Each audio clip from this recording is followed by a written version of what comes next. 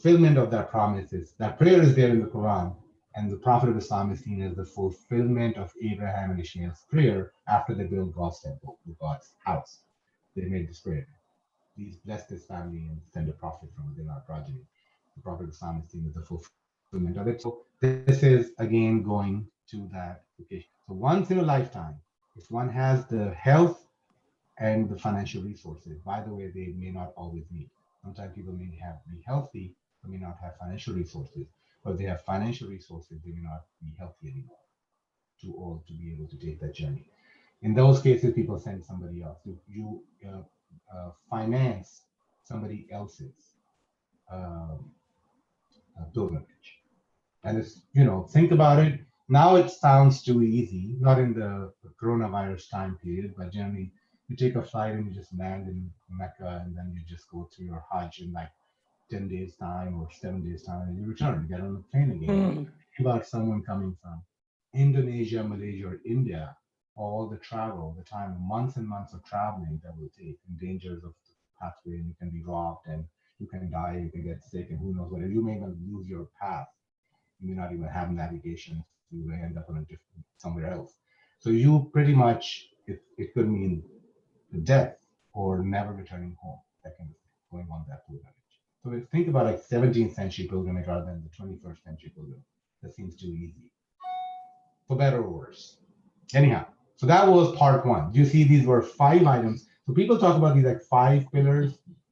You may have all heard, those who have ever heard about Islam, people talk about 5 pillars. 5 pillars of Islam.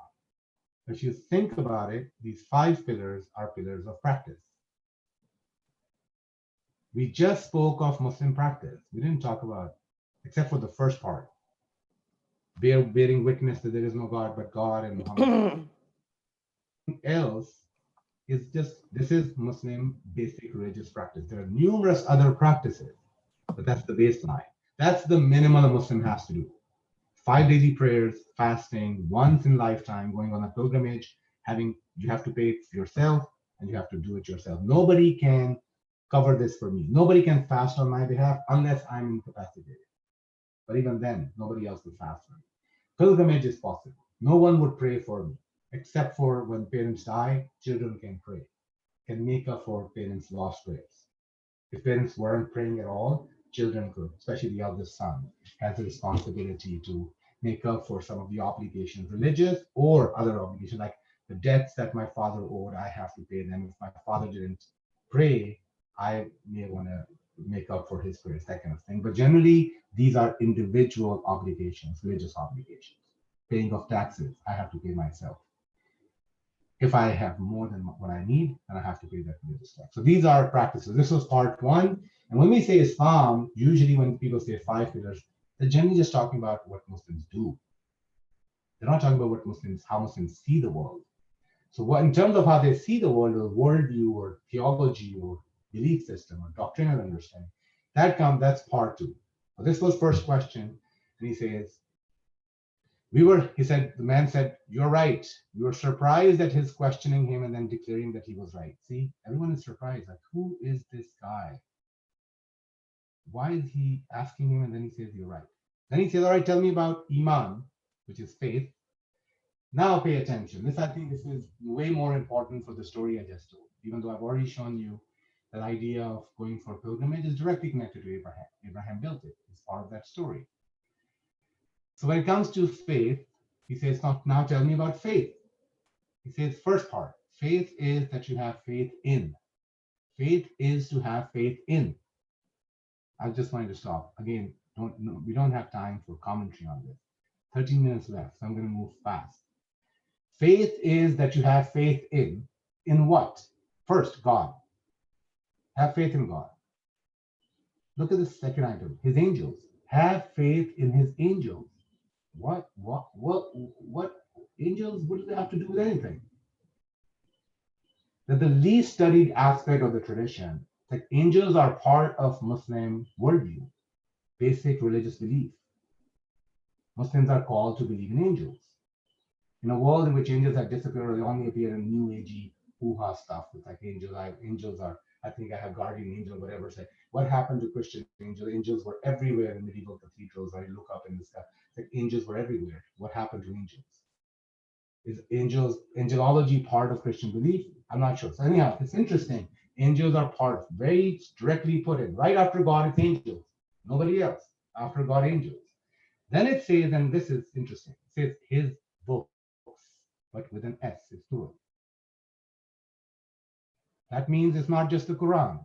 What are we talking about then? So basically, books came first, and then it says his messengers with an S, which means not just the Prophet of Islam. You got to believe. So this is my claim. And the last day, and I say on the last day. So what I'm trying to say in my introduction, this is SRZ 101 Islam, right? What I'm trying to say, believe in this story. Because the story tells you why it's books with an S and messengers with an S. Because books, Torah is mentioned explicitly in the Quran. Bible is mentioned explicitly in the Quran. Muslims do not think. They think that the Quranic narration sometimes say that people have made changes. Torah is not the same Torah it was revealed to Moses or to the Jewish prophets. And the Gospels are not the same because the Quranic understanding of the Gospel is like a scripture that was given to Jesus, not scripture about Jesus or scripture given to Jesus, things like that. But there is an open statement that there are scriptures before. There's a scripture of Abraham, scroll of Abraham, scroll of Moses. There are scrolls mentioned in the Quran that there were previous scriptures. Some prophets received scriptures, some did not receive scriptures. Muslims are called to believe all of them, have faith in them. It's like, why? If you go back to the Islam part, this is what I wanted to show you. In the Islam part, it's like just no God but God and Muhammad is the messenger. But you came to the faith part, it's like, no, not just him, not just Quran, but you got to believe in other scriptures and other messengers, which means believe from Adam all the way to Jesus from the Isaac side, Isaac line, and the Prophet of Islam from the Ishmaelite line, believe in all the prophets. And then you have yet another twist to it. There's a Quranic verse which says, we have sent a prophet, a messenger to every tribe and nation. That means prophecy is universal. So this is not restricted to just the Quranic 27. One count is 27 prophets are mentioned in the Quran. So Native Americans received a prophet, a messenger came to Native America. A messenger went to China, messenger or numerous messengers went to China. Now, we don't have time to go into the implications of this, but Muslim view of other religious traditions, other cultures, we talk about culture or community, Quranic reading of community. There is a community when there's a prophecy. Community is formed by a prophecy or by a prophet. Through a revelation, communities are formed. There is Jewish community because there is Jewish prophecy or Jewish prophet. There is a Christian community because of Jesus. So it's a prophet who creates a community, or revelatory community. Prophetic community is how the Quran understands community. Think about its implications for non-prophetic community like secular communities of the world today, when religion is almost not relevant or important or interesting. So how Muslims will have to negotiate that. Anyhow, so you see God, angels, his books and messengers, and the last day. I've already spoken to you about the last day. Faith. So when we talk about Muslim theology, these are the core items Muslims have to unpack. Who are angels? What understanding of God are we talking about? Who is this God? What do we know about this God? So theology in more proper sense would be God talk, meaning what about God? What understanding of God are we talking about? Angelology, then the scriptures and prophecy, what prophecy means. Are prophets supposed to be infallible or not infallible? But they're all connected. And there are genealogies going on here. This is what I was trying to show you. Within these prophetic lines, there's almost genealogy happening. And the last day, so end of time and intercession and eternal fire, eternal heaven, and so on and so forth. So these become questions of theology for Muslims, inspired directly. This list is in a hadith report, which means a tradition about the Prophet and Prophet's life, or his sayings and teachings. Finally, the question is asked, tell me about virtue or goodness or wholesomeness. And there is no new item. It's something else. I think it's a different thing. It says virtue is that you worship God as if you see him, but if you do not see him, he nonetheless sees you. You see nothing more to be done, but it's really the quality of what's been done. So virtue is to do things as if God is ever present, with God consciousness. So that means the first two items, the way people are praying or fasting or giving alms checks or whatnot, all of this needs to be done. Virtue will be, all of these things will be done with God consciousness. So having presence of God in one's life in every act, that is the virtuous. Now, one more thing I'll say, if you think about it, again, this is just this text. It's very interesting because there's so many layers to it. I think what's the relationship between the three parts we're seeing? I think it's getting to a, are they to be seen as three equally important parts or three levels of one teaching? So level one is the practice, level two is like beliefs, which is more encompassing. And the level three seems to be the underlying level of everything, God weariness, God consciousness.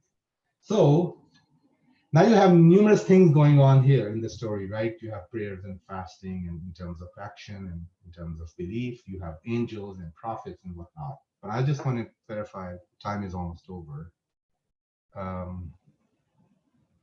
That if you say what is the central most aspect, or if Islam, I've said this numerous times, if Islam were to be turned into an ism, like Marxism and communism and capitalism and all these isms that we're very fond of.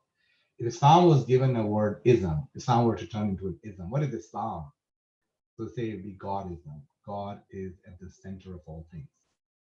To be a Muslim means to put God at the center. And everything else flows from it. Why Sharia law? It's God's law. God rules through his law. That's putting God at the center. All of these things, why do it? That's why fast for 30 days? Why be miserable for 30 days? To put God at the center. Why pray 5 times a day? This prayer is not for people. This prayer is one's meeting with God 5 times a day. So each one of these things become an act of worship. Even the alms text is an act of worship. So everything going on the pilgrimage is an act of worship. So worshiping God is the core Muslim religious sensibility. God supposed to be at the center of one's life. I think that needed to be said at some point. I don't know if this is a good time to say that, but this may get lost in detail. But it's a God-centered universe. It's a God-centered. And one of these things is going to be tried. You open randomly the Quran. Everything can be missed. God will never be missed. God randomly pops up on every page of the Quran. Almost surprisingly. It had no context. We're just talking about the story of Joseph. And God is all knowing and all wise. It's like, what? We were just talking about Joseph. Why are you like here? So God just pops in. It's kind of like you cannot miss God if you're reading the Quran. God is everywhere. It's like a very central intuition of the tradition, God-centeredness. So these three things, and then they're telling me about the hour, going back to the report. Telling me about the hour, I already talked about the strange signs. It's like nobody knows when the hour would come. There are strange signs. But all of this concludes, and this is where I want to take you to end the story with the story. And the man went away after I had waiting for a long time. The prophet, see, everyone is waiting now. There's silence. So it's like quiet time. The person has came, asked this question and left. There's long silence. And then the prophet, may God bless him and grant him peace, said to me, do you know who the questioner was, Umar? Now you know who the reporter is. Umar, one of the very famous companions, second caliph, second successor to the prophet. He said, do you know who the questioner was, Umar? I replied, God and his messenger know best, meaning this is Arabic way of saying, I don't know, I have no clue, I have no idea what you're talking about with this guy. He said he was Gabriel, and he came to teach you your religion. This term deen comes from the word debt in Arabic. He came to teach you your debt that you owe to God because you've been given existence or made a human being. You can translate, that's way too complicated, way too theological. The word deen, some people think the root is debt, D-E-B-T, the debt we owe to God. Anyhow, but more common translation is this is your religion. Gabriel, this whole encounter of Gabriel showing up in human form, and we just said angels, pay attention to angels. Angels are part of what Muslims have to have faith in.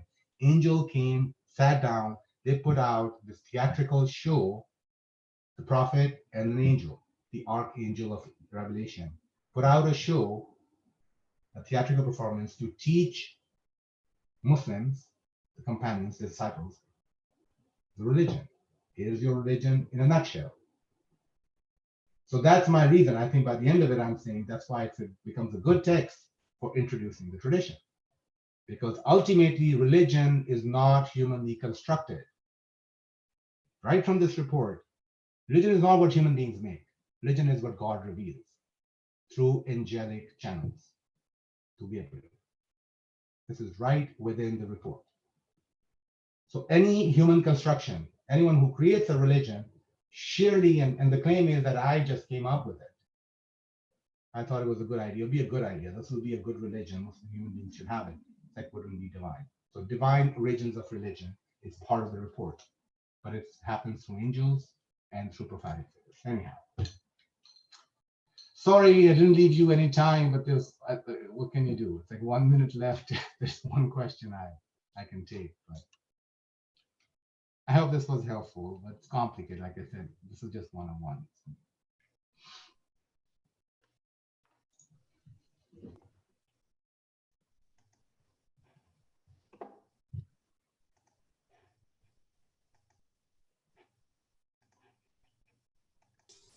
Mhm. Any questions? I think we have time for one question.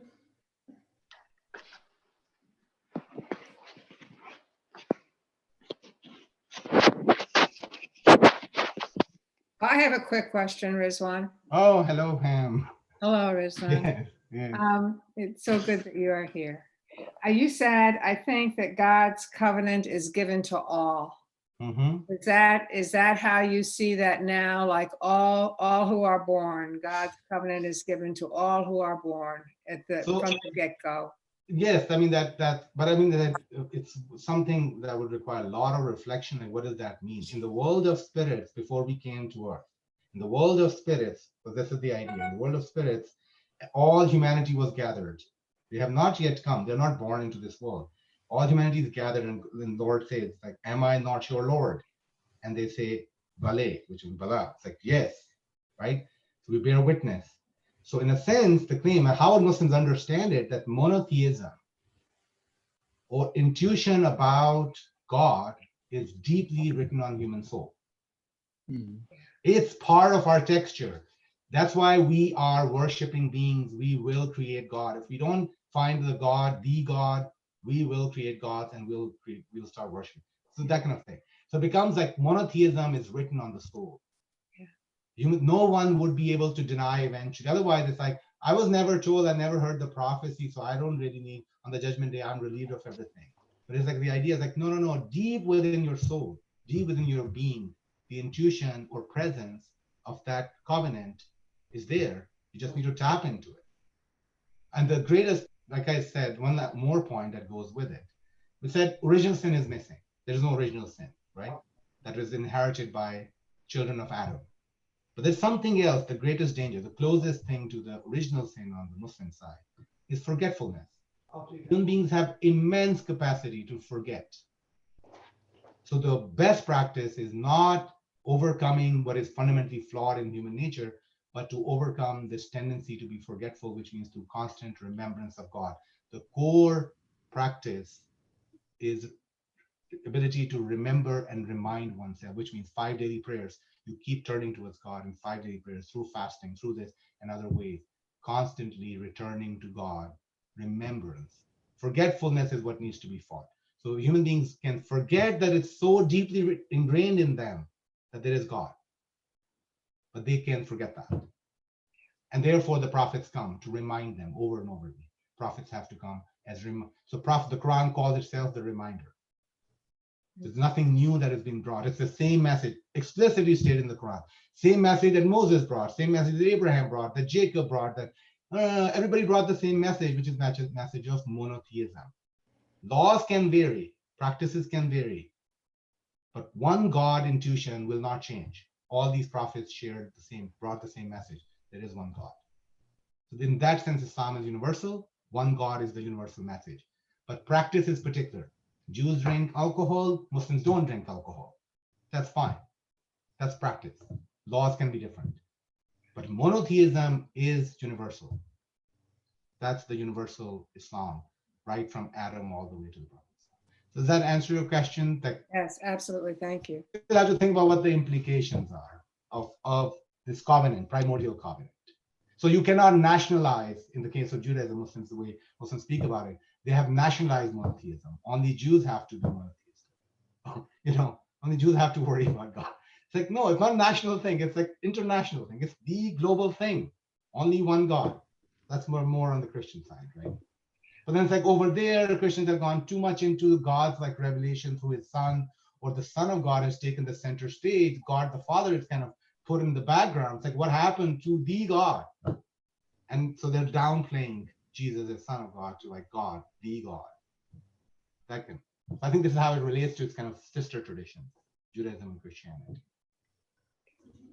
It is time for us to go. Tony got kicked off of YouTube and he is watching I got kicked off of Zoom and is finishing watching it on YouTube, and All right. said, thank you very much. And thank you to the class. We appreciate you, Thank you, Rizwan. Rizwan, being here.